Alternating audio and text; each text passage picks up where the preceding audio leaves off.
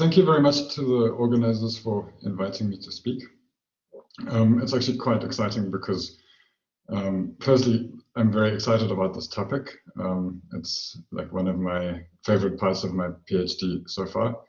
And it's all about quadratic forms. So that's why it's also nice to be presenting in Antwerp, because yeah, Antwerp is like the Belgian center of quadratic form theory. So yeah, that's very exciting for me. I didn't actually come to this topic from the point of view of quadratic forms. I was studying some non-associative algebras and looking for their cohomological invariants. And this is sort of how I drifted into this sort of problem. And yeah, fortunately today we don't have to talk about non-associative algebras. So yeah, I hope that the talk will be, yeah, it'll be interesting for quadratic forms theory. That's my intention. And yeah, feel free to ask questions along the way.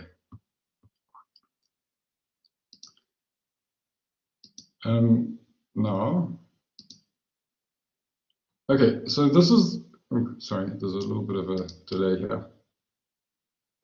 Okay, now my starting point here is there's this memoirs which was written by Skip Garibaldi and published about 12 years ago.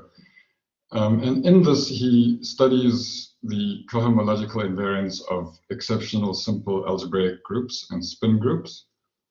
And it's a very comprehensive study with lots of case-by-case classification results.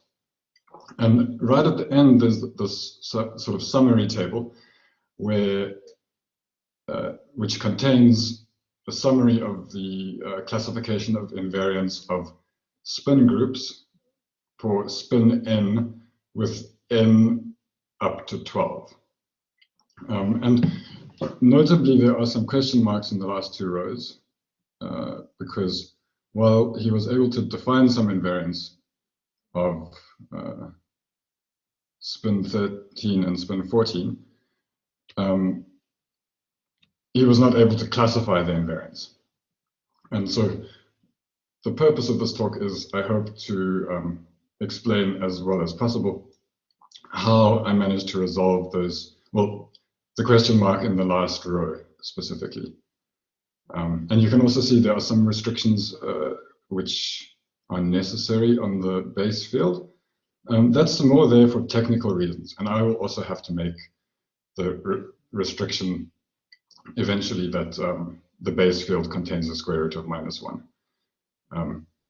We'll get to that later. So yeah, that's kind of where this fits in. And I will give some motivation and of course definitions of what I'm talking about. I will talk a little bit about how we can understand and think about the set of n-dimensional quadratic forms in I cubed. So that's n-dimensional quadratic forms with trivial, discriminant, and Clifford algebra. Okay, this fits into a Galois cohomology framework, and we're specifically looking for mod 2 cohomological invariance. And I will talk a little bit about the basic toolbox of techniques for classifying invariance. And these produced until now, I think, most of the classification results. There's kind of a basic toolbox that you can use. And then at the end, I will talk about how you can extend that, add some more techniques, and come to a classification of invariance of 14-dimensional forms in I3.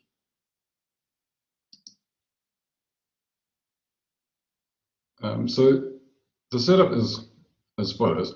We have a base field, and we are interested in functors from the category of field extensions of K0 to the category of sets, typically of the form algebraic objects of some kind up to some kind of equivalence relation, like isomorphism.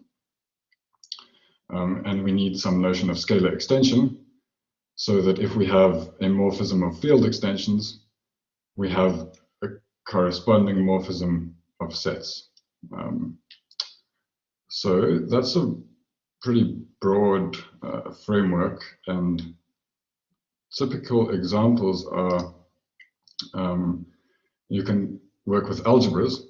So you can pick some polynomial identities and look at the set of isomorphism classes of n-dimensional central simple algebras satisfying those polynomial identities. So you can choose, for example, the associative identity, and then you look at the class of central simple associative algebras of, say, dimension n squared up to isomorphism. You can also look at Lie algebras, for example, central simple Lie algebras. And the main thing that we need here is we need to know that scalar extension keeps us within the set. So if you extend a central simple algebra, you generally get, again, a central simple algebra. And we also need, we need scalar extension. That's all we need. You can also change the equivalence relation. For example, the Brouwer group is, again, central simple associative algebras, but now up to Morita equivalence or Brouwer equivalence. And in this particular case, we get a group, whereas generally there might just be sets. Okay. You can look for examples also in homogeneous forms. So you can define the set of homogeneous polynomials in degree d in n variables up to equivalence. So, up to some transformation of the underlying vector space. And specializing within this, you can look at degree 2 isometry classes of non-degenerate quadratic forms in n variables. You can further specialize, and you can say, well, now we're interested in isometry classes of quadratic forms with some prescribed discriminant. So this would now give us a subfunctor of quad n. And yeah, you can go on and produce lots and lots of interesting examples like this.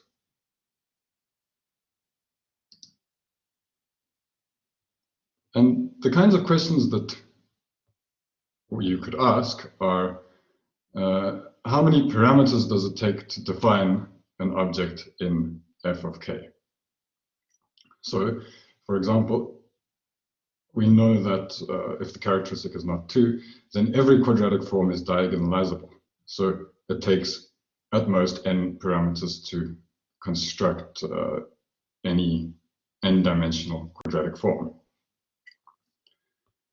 And there's a very clever definition which makes this question precise, and that's the definition of essential dimension.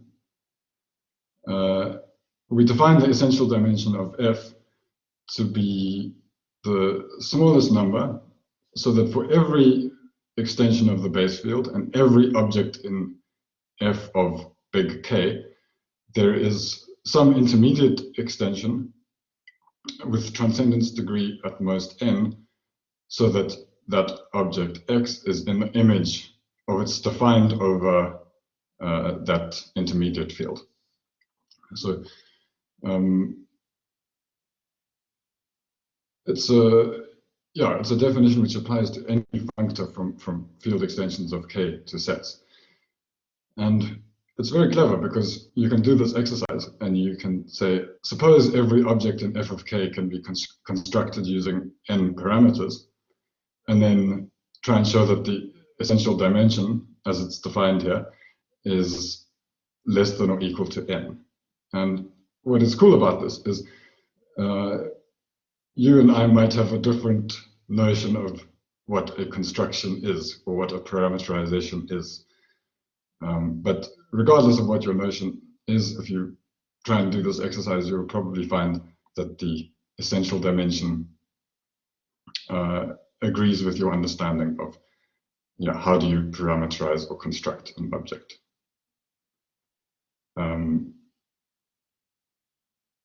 So yeah, that's so for example, quadratic forms, we know that it takes at most n parameters. We can also show that n is the essential dimension of quad n.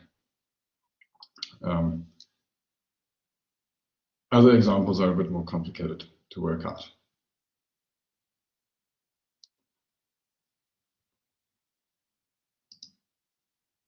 Now, the second kind of question we can ask is, how do we tell when two things are the same or not the same?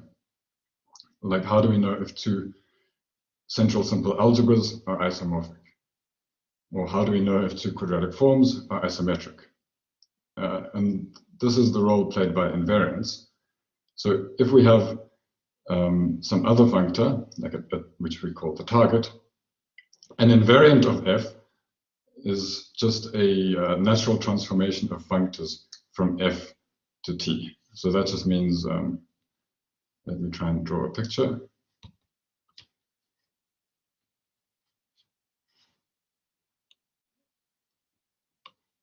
I think this might not work too well.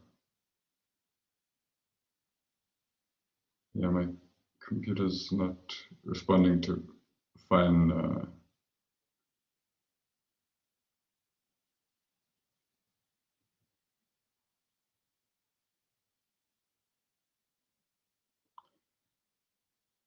Yeah, I think this might not work as well as I hoped.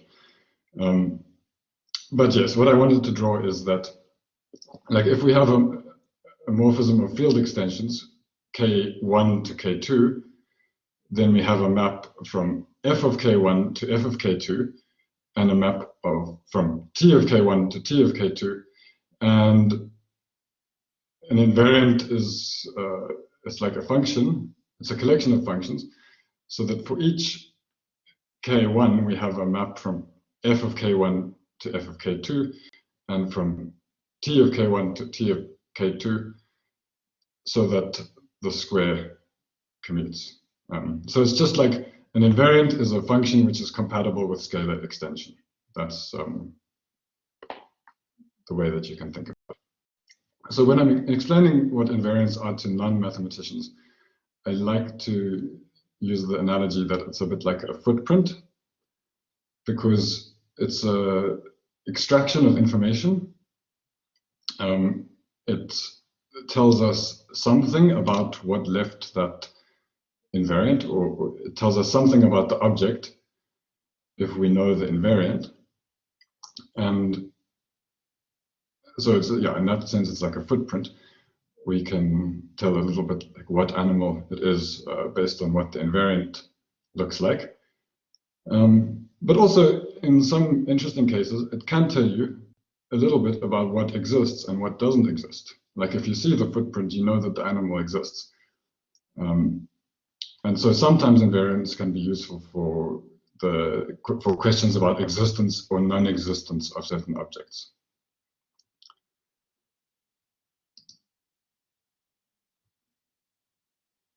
Some examples are, the killing form is an invariant from simple Lie algebras to quadratic forms.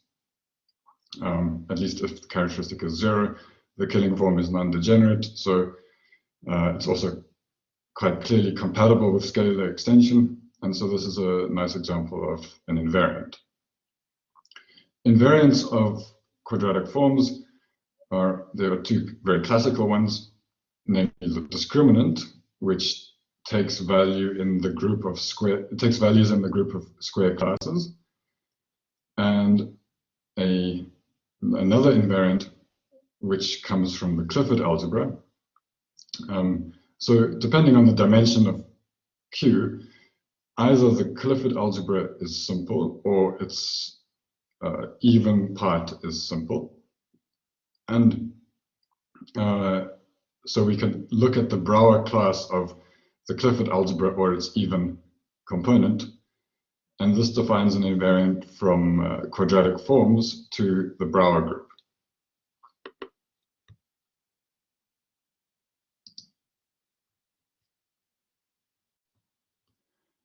Okay, now we can specialize and look at some special subfunctors of quad n.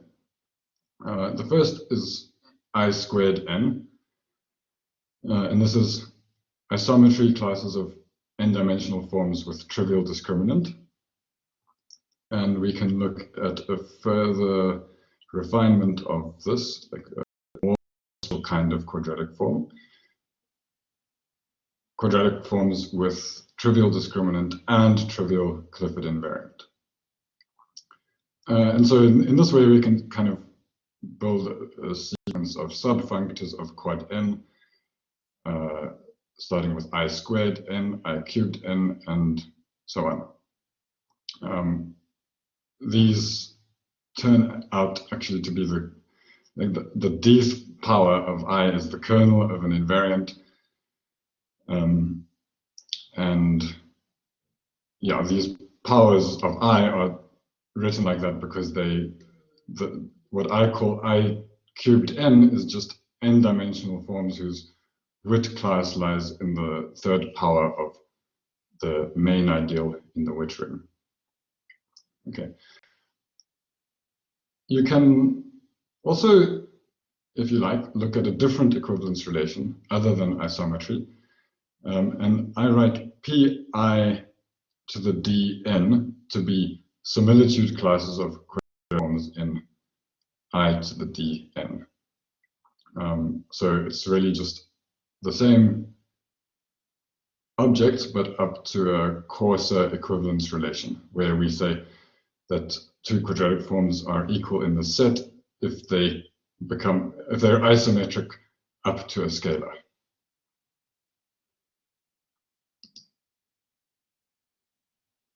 Okay, now something really interesting is, remember that the essential dimension is a measure of the complexity of a certain class of objects, and the essential dimension of quad n is just n.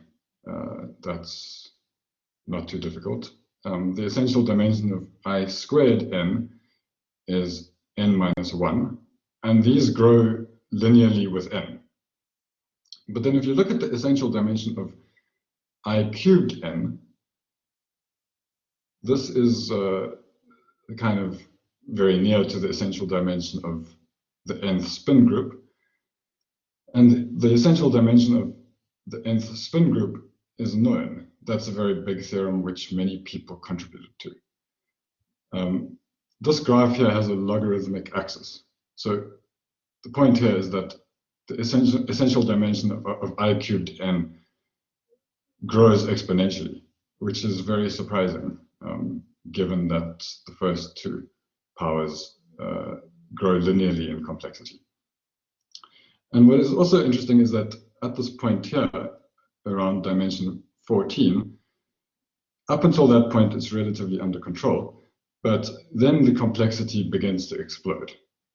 And so there is really a kind of visible boundary there where up until dimension 14, we have some kind of control, and we have actually parameterizations for quadratic forms up to dimension 14 in the third power of I.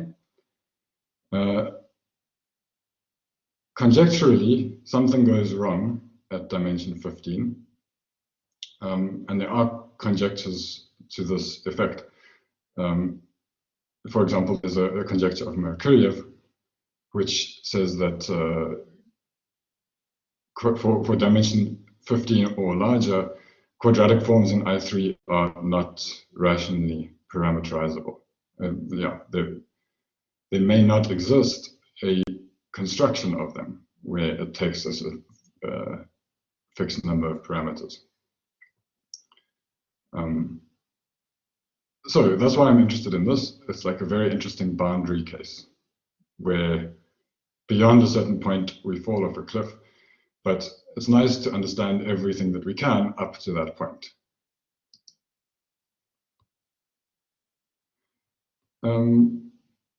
Now, most of this setup is actually Galois cohomology in disguise. What I mean is that if we have a smooth affine algebraic group, then we can define torsors for that group. So a G torsor is just a principal homogeneous space, namely another variety on which G acts regularly. An isomorphism of G torsors is just an isomorphism of varieties, which is G equivariant. And we can use this definition to define the first cohomology of G as the set of G torsors up to isomorphism. And the zeroth cohomology of G is just the k points of G. We could alternatively define the zeroth and the first cohomology using profinite non-abelian group cohomology. It's equivalent, but it's rather abstract, and it's nicer to see that it actually means something. And so if you look at orthogonal groups and special orthogonal groups, then you can interpret their first cohomology in a very nice way. The first cohomology of the orthogonal group is quad n, this familiar functor that I began with. The first cohomology of the special orthogonal group is n-dimensional forms with trivial discriminant. And you can look at some other groups. So within the Clifford algebra of a quadratic form, there are some subgroups starting with the spin group. So that's a nice group because it's simply connected, simple algebraic group. This is contained in the even Clifford group, which is it's the subgroup of units which preserves the vector space on which Q is defined. It's a stabilizer of V within the Clifford algebra of Q. The extended Clifford group is a slightly larger reductive group which contains the even Clifford group, and these are all contained within the group of units of the even Clifford algebra. You can play a nice game with these groups and try and work out what the cohomology means. So the first cohomology of the even Clifford group is I cubed n. The first cohomology of the extended Clifford group is the same set but up to similitude. So that's what I meant by, like, most of this is actually just Galois cohomology. If you try and play this game with the spin group, you don't actually get anything meaningful. We have the definition of what a spin torsor is, but it doesn't correspond in a natural way to any reasonable algebraic object. Okay, so the interest in the cohomology of spin groups is really quite an abstract interest, and possibly a bit far from applications. So in summary, many of the interesting functors F that I started with are first cohomology sets. But even if we don't have a natural idea of what a G torsor is, like for G being the spin group, it doesn't stop us from studying the cohomology set and working out its invariance or its essential dimension. Okay. Now, if we have coefficients in a commutative algebraic group, we can define the nth cohomology for all n using profinite group cohomology. This case is when the coefficients are in Z mod 2Z. And in this case, the first cohomology group is the group of square classes. And the total cohomology is a commutative ring. There's a thing called the cup product, which allows you to multiply cohomology classes of different degrees in such a way that it gives the structure of a Z-graded ring. Moreover, we also know exactly what this ring contains, because the Milnor conjecture is proven to be true. So we know that the total cohomology with coefficients in Z mod 2 is generated by degree 1. And we even have the very strong result that we know what its generators and relations are. Okay, so really this ring contains symbols, like as in finite products of symbols of degree 1, and sums of those symbols.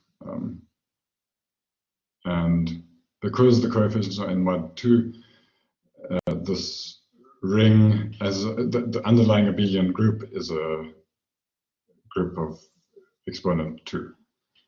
So that's what I mean by, like, this is a nice structure in which to look for invariants. A cohomological invariant is an invariant with values in some cohomology group.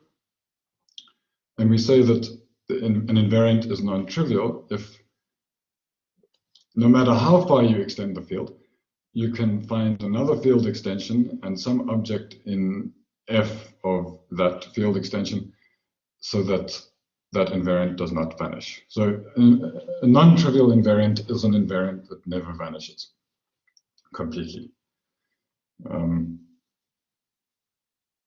And the set of invariants from F to the total cohomology with coefficients in Z mod 2, this is a commutative ring. And it's actually also a module because it has, it's basic, you can think of it as a ring of functions with values in a commutative ring. So then that the functions themselves have a commutative ring structure. And we can study it like a ring. Also, inv is functorial. So if we have a morphism from F1 to F2, we have a homomorphism on the level of invariance in the opposite direction. So it's functorial, but it's a contravariant functor. And many of the invariants that I mentioned earlier are, in fact, cohomological invariants. Like the discriminant is a degree 1 invariant. The Clifford invariant is a degree 2 invariant. And in general, higher degree invariants are very rare, and it's very special when we find them. For example, if there exists a non-trivial invariant in degree n for the functor f, then the essential dimension of f is at least n. This does not work the other way around. So if we happen to know the essential dimension of f is n, it doesn't mean that there exists a non-trivial invariant of degree n. So that's what I mean, that these invariants are quite rare, hard to find, and interesting when we do find them. Okay, for that reason, it's also interesting to try and classify all of the invariants, so that we know that we don't have to look for any more, I suppose. There are some, this is the basic toolbox of techniques if you want to classify mod 2 invariants of something. Invariants of a product are relatively straightforward. So if we know the invariance of A and the invariance of B, we can usually work out the invariance of A times B. So that technique gets us a long way. We can try and put upper bounds on the degree if we know the essential dimension. We can sometimes put lower bounds on the degree, like a connected algebraic group. It's the G-torses for a connected algebraic group have no non-trivial invariance in degree 0 or 1. If G is simply connected, then the least possible degree for its invariance is 3. And we know that there's exactly one mod 2 invariant in degree 3. Finally, surjections are hugely important. So if we have two functors E and F from fields over K to sets, and a surjection from E to F, then because inv is functorial, it gives us an arrow in the opposite direction, a homomorphism of rings, and if G is surjective, then G star is injective. This is very useful in the situation where if we know the invariance of E, we can use that to determine the invariance of F, simply by asking what invariants of E are also invariants of F. The other way around is much more difficult. Like if we know the invariance of F and we want to determine the invariance of E, that is a more complicated problem. Okay, and I did manage to do this in some special cases, so we'll get to that. An example of how these techniques kind of get put to use. Again, the nice example of n-dimensional quadratic forms. All of these are diagonalizable, and so we have a surjection from n tuples of square classes to quadratic forms. If we take an n tuple of square classes, we make those the diagonal entries of a quadratic form. Because that's a surjection, we get an injective map from the invariance of quad n to the invariance of a finite abelian group. But constructing a quadratic form in this way is not sensitive to the order of the coefficients. So if we permute the a's, we get the same quadratic form. So we have actually an injection from invariance of quad n, now I'm here, to invariance of this abelian group, which are fixed by the action of Sn. So I worked this example out, and he showed that this is an isomorphism. The right-hand side is relatively easy to work out because it's an invariant of a finite product. And if you work through the details, you find that we have a basis of invariance in degrees 0, 1, 2, up to n for quad n, and we can say what values they take. So this is like a nice example. Because we have a parameterization, we use that to kind of put a bound on the invariance, and then we show that the invariants exist. Okay, I can't remember exactly who showed that these invariants exist, but it's reasonably classical. They're called the Stiefel-Whitney classes. And what is also nice is we have expressions for the invariants in terms of the parameters that we used.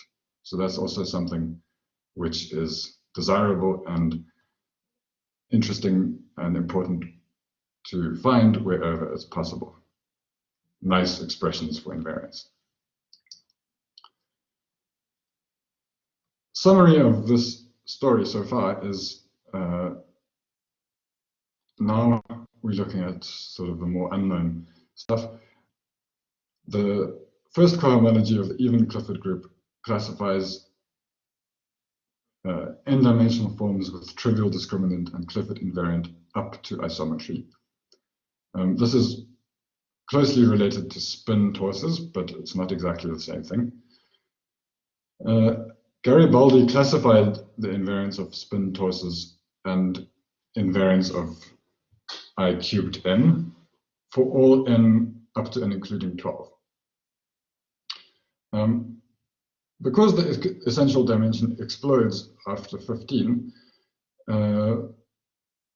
it's kind of looks beyond our reach to do much with invariants of spin n or I cubed n for n bigger than or equal to 15. Okay, like we have no idea where to look for them. We have no idea how to prove that they exist. We have no idea even to guess what degree we might find invariants in. Because the essential dimension becomes so large, there could plausibly exist degree 24 invariants for spin 16, and that's huge. Okay, we have no parameterization for 16-dimensional forms in I3, no understanding of what spin 16 torses are. So yeah, that's the situation. We have a kind of a gap where 13 and 14 are still achievable. And one of the important steps in that is that we have a parameterization for those quadratic forms. I'm assuming from now on that the characteristic is not 2 or 3, okay? Because sometimes I need to use that. Now, this is the first parameterization of 12-dimensional forms in I3. And Pfister showed that any 12-dimensional form with trivial Clifford invariant is of this form. It involves a scalar C, a two-Pfister form D, and the difference of two Pfister forms. If you count the number of parameters, we have 6 of them. Garibaldi found invariants of I cubed 12 and proved that there exist invariants in degrees 5 and 6. The degree 3 invariant is well known. That's the Arison invariant or the Rust invariant. But he proved the existence of invariants in degrees 5 and 6 and gave nice expressions for them under the assumption that K0 contains the square root of -1. And he proved that the ring of invariants is a free HK0 module with these generators, the identity and the invariance in degrees 3, 5, and 6. Okay. Remember that HK0 is just the total mod 2 cohomology of K0.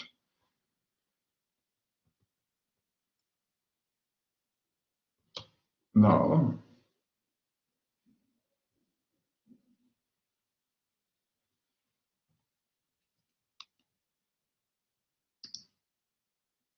are there any questions up until now? You're welcome to interrupt and ask.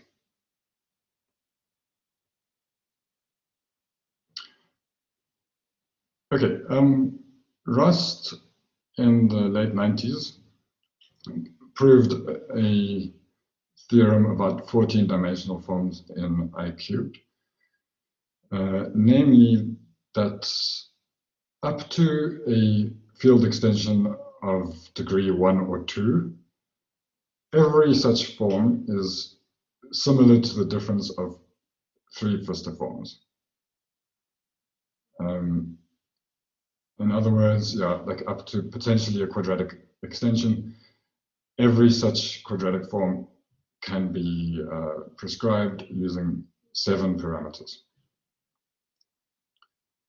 And Rust and later Garibaldi, who finished that work, showed the existence of non-trivial invariants in degrees 3, 6, and 7, so that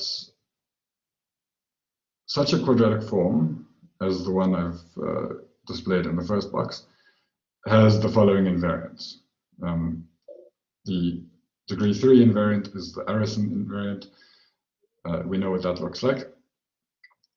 Degree 6 is really just multiplying all the A's and all the B's.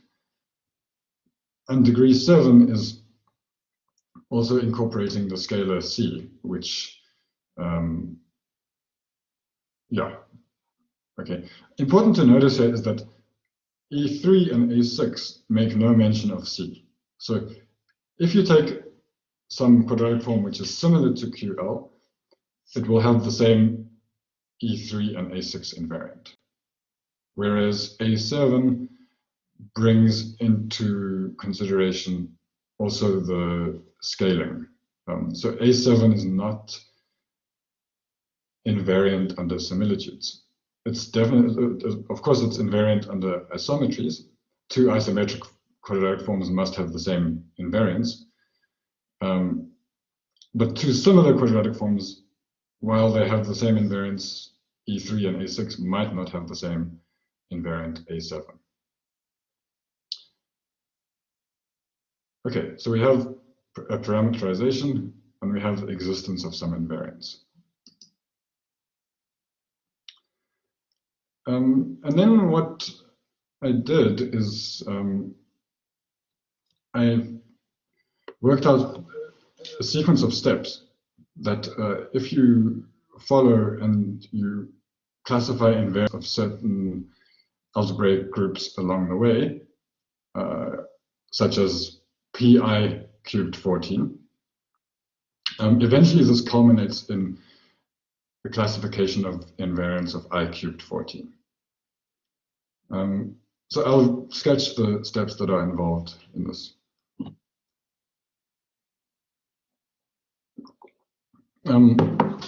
We have a disconnected algebraic group, which is G2 times G2 semi-direct product with the constant group Z mod 2Z. Okay. Yes, Pi is, I would write it if I could, but my pen is very slow. Pi cubed 14 is just I cubed 14 modulo similitudes. So it's 14-dimensional forms in I cubed up to the equivalence relation of similitude.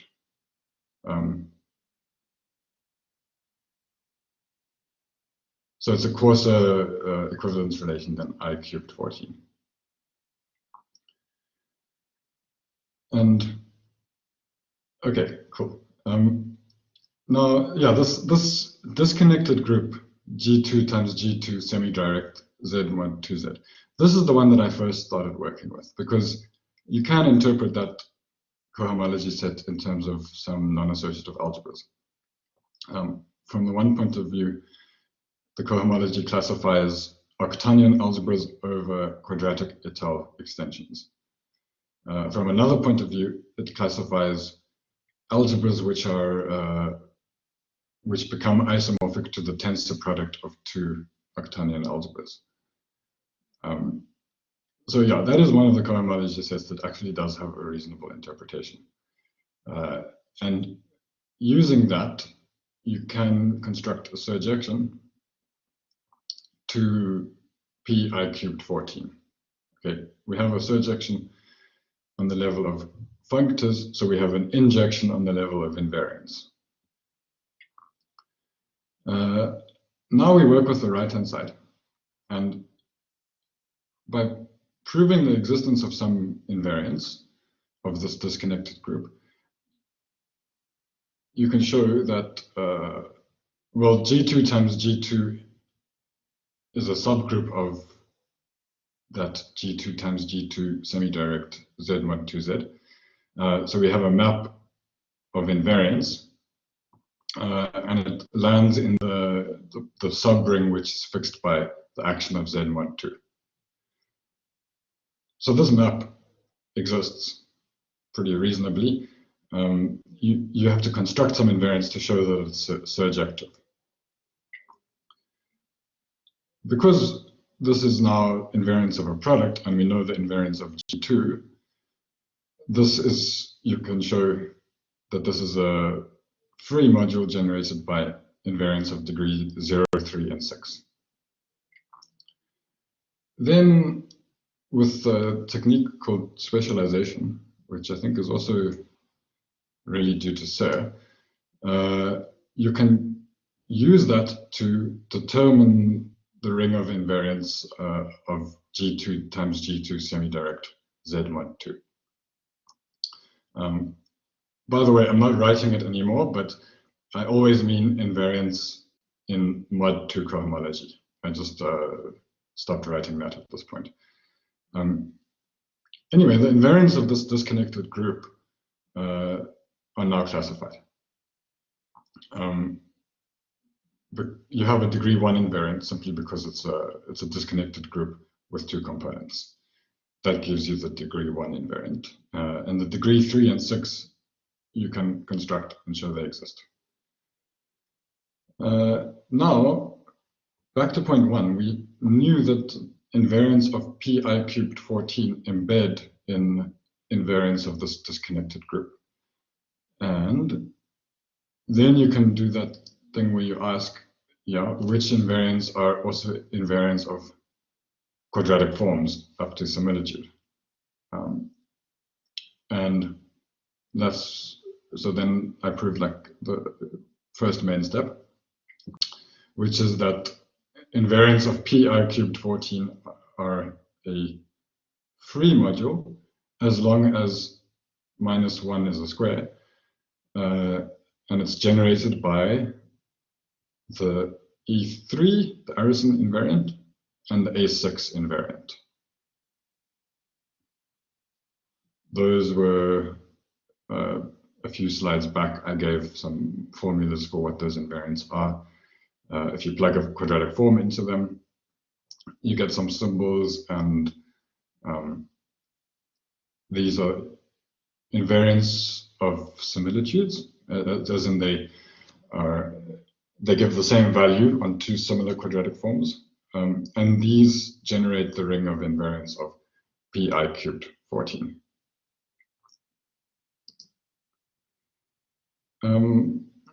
Now we want to go from pi cubed 14 to I cubed 14.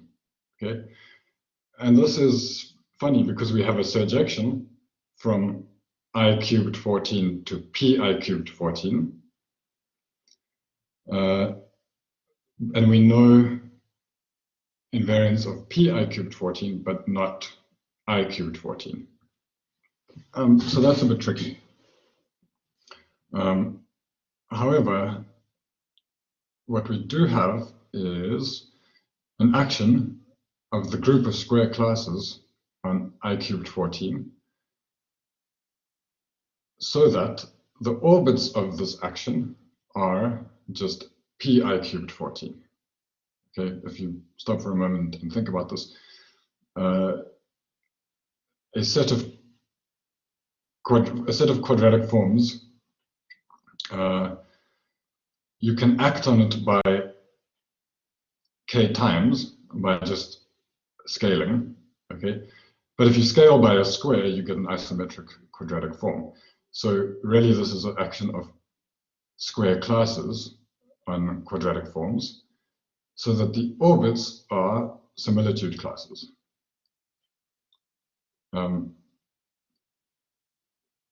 you can use this to define a new homomorphism, which takes an invariant of I cubed 14 and gives an invariant of pi cubed 14 of 1 degree less. And this is how you define it. Okay, it really measures the variation of A as it varies over a similitude class. So if it detects, so like if A is constant on similitude classes, then its residue, this delta A, will be 0. So something which is constant on similitudes has 0 residue. Okay, that's what I'm calling this map. I'm calling it a residue. But if an invariant is not an invariant of similitudes, then it varies a little bit as you scale the quadratic form. And you can measure that variation by an invariant of 1 degree less. And back to these invariants, we have the first two, as I said, are constant on similitudes. The third one has, so the residue of A7 is A6. That you can work out by playing with the formulas, playing with the definitions. And now, also we have this important step, this exact sequence. So the first map here, from invariance of pi cubed 14 to invariance of I cubed 14 is just a functorial map, because we have a surjection of the functors in the other direction. So we have a injection of the invariance. The last map in that 4-term exact sequence is the residue map, which decreases the degree by 1. And what is very nice is that this is an exact sequence. It has to do with the fact that an invariant of quadratic forms has residue 0 if and only if it's constant on similitude classes. That's why that sequence is exact. Now the goal here is to find some invariants, sufficiently many, so that its residues generate the image of the residue map. If we can do this, then we have classified the invariance of I cubed 14.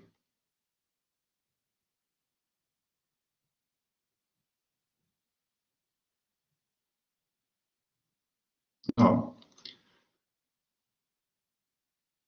that's the goal. Okay, we have a basis for invariance of pi cubed 14.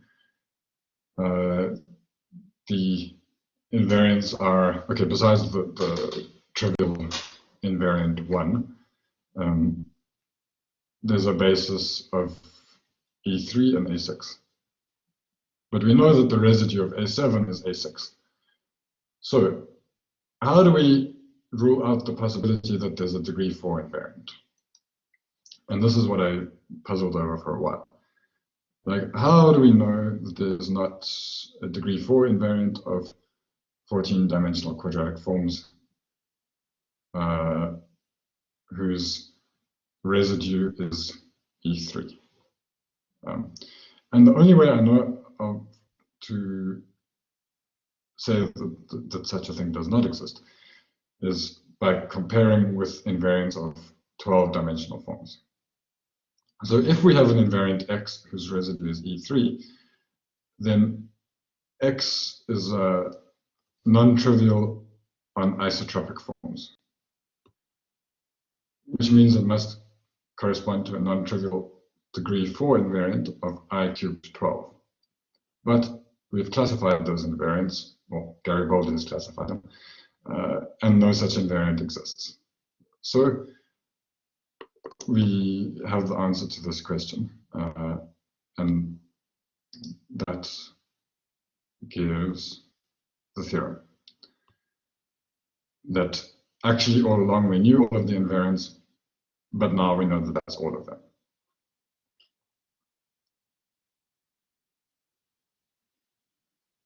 And also nicely, it's a free module. Okay, why is it non-trivial on isotropic forms? Because E3 itself is non-trivial, meaning that, like, okay, suppose our residue is E3, and plug in 12-dimensional quadratic forms, or equivalently, plug in isotropic 14-dimensional quadratic forms. We can always find one over some field extension which has non-trivial E3 invariant. Like E3 does not vanish on 12-dimensional forms, which implies that X itself does not vanish on 12-dimensional forms. Yeah, I hope that is a reasonable argument. if suppose we took enough field extensions that x vanished, then E3 would also vanish, but that doesn't make sense. So x never vanishes. But this is a contradiction because we know that there are no non-trivial degree 4 invariants. Okay, you're welcome to ask afterwards again if that wasn't clear. Okay, so that's kind of the main point. I have some other remarks, like you can adapt this argument a bit to show that the invariants of spin 14 are the same, that the functorial map is an isomorphism. Unfortunately, the invariants are not strong enough to distinguish 14-dimensional forms. We know of some counterexamples where we have two 14-dimensional forms in I3 which are not isometric but which have the same cohomological invariants. So yeah, our invariants are not sufficiently strong to classify. And there are various things which are wrong if -1 is not a square. Okay, perhaps most interestingly is this. Okay, it becomes harder to define invariants. The residues are not so nice. The formulas which express the invariants are not as nice. Perhaps most surprisingly is that the invariants of pi cubed 14 are not a free module when -1 is not a square. So we can work out the ring of invariants of pi cubed 14, and it involves an ideal in the cohomology ring. So this is not a free module, unlike all of the other cases. So yeah, that is also puzzling. I'm convinced that you can overcome this, but it would be technically very challenging, I think. And okay, that's a summary of various rings of invariance and yeah, references. Well, yeah, just some of the references at the end. Okay, yeah, hopefully there's enough time for a couple of questions if you have any. But yeah, thanks once again for listening. I'm glad that I could present today.